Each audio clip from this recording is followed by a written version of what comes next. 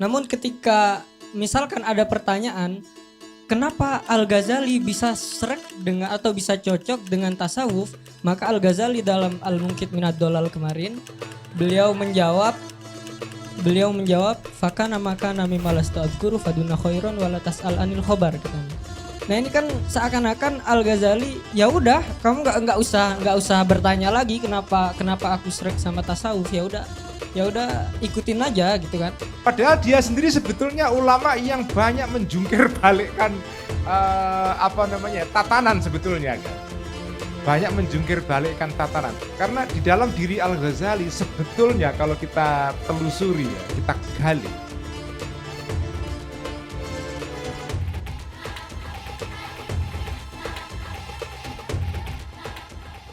Terima kasih, perkenalkan nama saya Mustafa Kamal.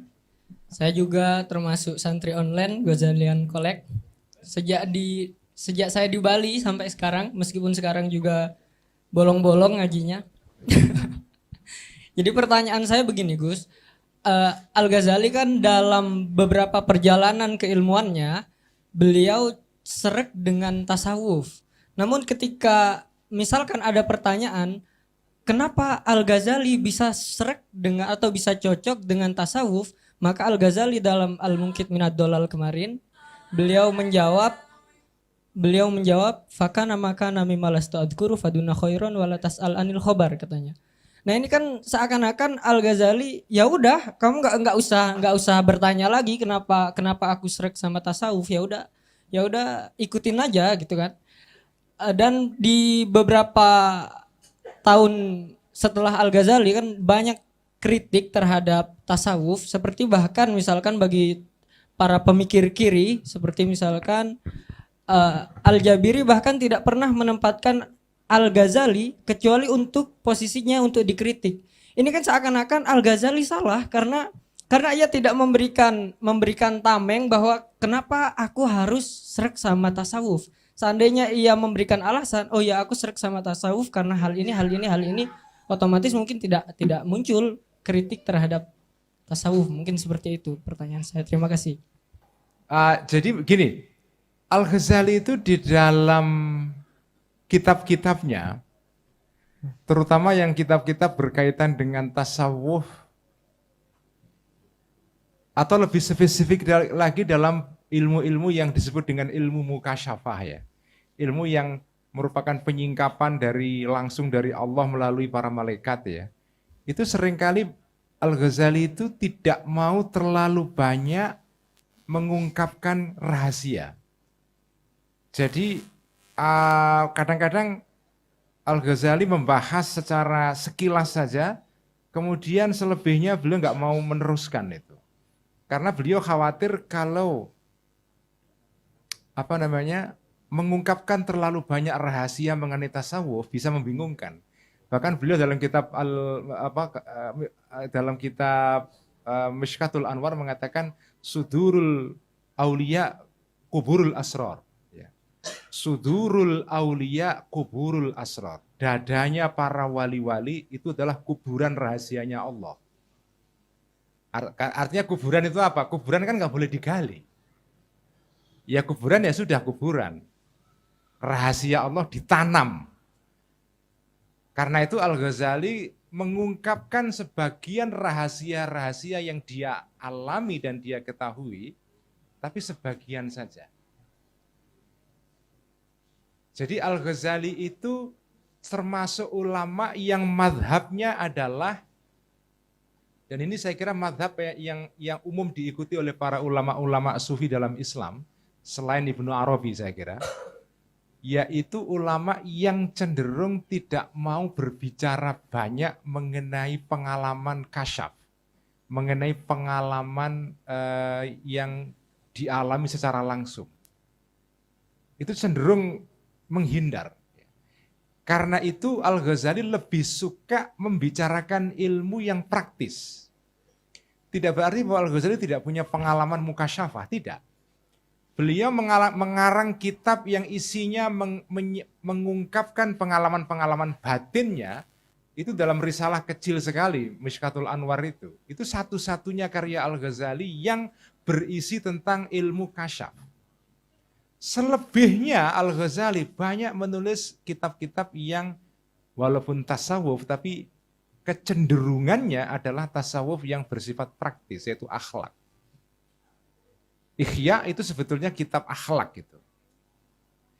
Nah, Al-Ghazali tidak terlalu setuju atau tidak terlalu bersemangat membahas terlalu banyak ilmu-ilmu yang bersifat kasyaf itu.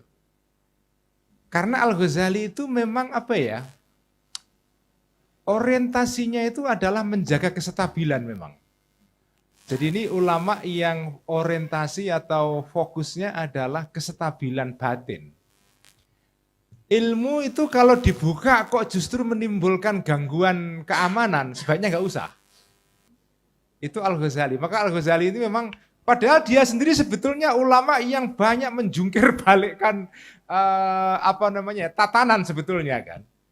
Banyak menjungkir balikkan tatanan. Karena di dalam diri Al-Ghazali sebetulnya kalau kita telusuri ya, kita gali, itu ada unsur-unsur anarkis sebetulnya. Agak anarko ya istilah dekonstruksi mungkin nggak pas ya, tapi anarkis ya. Al-Ghazali itu ada unsur anarkis di dalam dirinya, yaitu apa? Dia sebetulnya tidak terlalu suka dengan ilmu fikih yang tadi itu kata Mas Salim birokratis itu loh. Karena bagi dia kecenderungan birokratis ini membuat agama jadi kehilangan rohnya.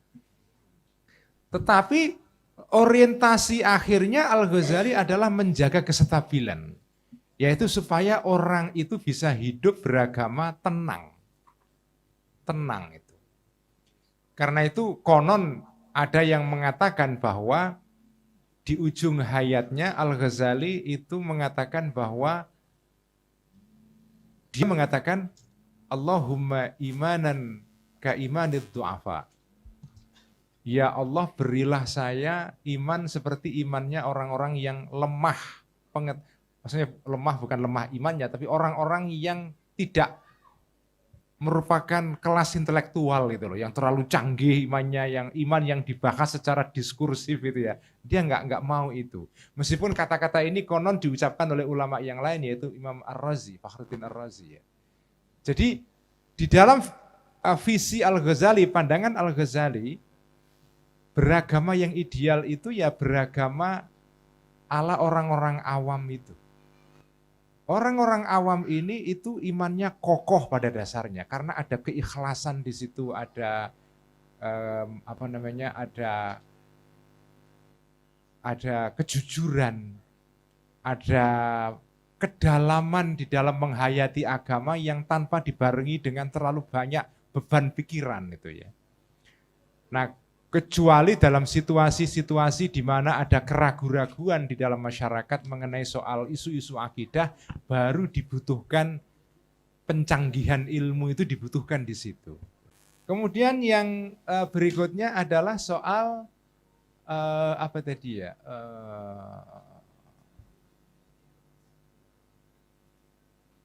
lupa saya. Abid Al-Jabiri ya. Soal Abid Al-Jabiri ya. Lawas banget. Lawasan ini. Lawas banget ya. Memang Muhammad Abid Al-Jabiri ini pemikir yang saya sukai juga ya. Memang sangat membenci Al-Ghazali, membenci banget. Kalau kita baca Muqaddimah Al-Ghazali terhadap kitab Tahafutul Falasifah, kan dia menerbitkan dengan edisi kritis ya, edisi yang dia tahqiq sendiri dan didahului dengan pembukaan yang panjang lebar sekali oleh Muhammad Abid Al-Jabiri. Di situ tampak sekali Muhammad Abid Al-Jabiri itu tokoh yang menjadi pahlawan dia Ibnu Rushd, sementara musuh yang dia benci sekali itu adalah Al-Ghazali ya. Saya agak kurang suka dengan pembukaan Al-Jabiri terhadap kitab Tahafutul Falasifah itu, karena buat saya kritiknya sudah agak berbau sentimen. Ya. sentimen yang agak kurang sehat lah. Ya intinya kira-kira Al-Ghazali ini sumber kemunduran Islam lah, kira-kira gitulah, walaupun nggak dikatakan oleh Al-Jabiri ya. Tapi saya agak kurang terlalu suka, meskipun kritiknya juga banyak yang fair ya. Nah, Muhammad Abid Al-Jabiri memang sosok pemikir yang mementingkan rasionalitas ya. Nah, Al-Ghazali kan bukan itu yang menjadi fokusnya. Al-Ghazali itu kan concernnya adalah mengenai soal tasawuf ya. Tasawuf itu. Jalan akhirat. Makanya dia mengatakan ulama yang sejati itu ya ulamaul akhirah. Ulama yang menunjukkan kepada kita jalan kepada akhirat.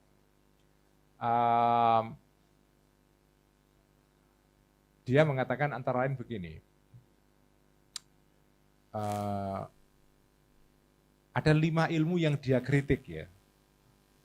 Ya ada ilmu fikih, ada ilmu kalam, ada ilmu filsafat dan yang lain-lain. Dan dia mengatakan bahwa ilmu-ilmu ini semua, ya, ilmu-ilmu ini semua itu sebetulnya ilmu-ilmu yang kalau tidak dipahami secara kritis ya, itu boro-boro bisa menolong atau membantu memfasilitasi orang bisa sampai kepada tujuan akhir yaitu akhirat ya, tapi justru menjadi penghalang itu, menjadi penghalang. Karena itu Al-Ghazali memang fokusnya bukan soal rasionalitas ya, tetapi memang ya ilmu yang sejati adalah ilmu yang membawa seseorang kepada kesadaran tentang jalan yang sejati menuju kepada Allah, yaitu jalan akhirat. Karena itu bagi Al-Ghazali, ilmu yang diunggulkan oleh dia adalah ilmu tasawuf yang basis atau dasarnya adalah batin. Al-hadas al-batini atau intuisi. Intuisi itu kata kuncinya. Intuisi itulah yang menjadi fokus perhatian Al-Ghazali.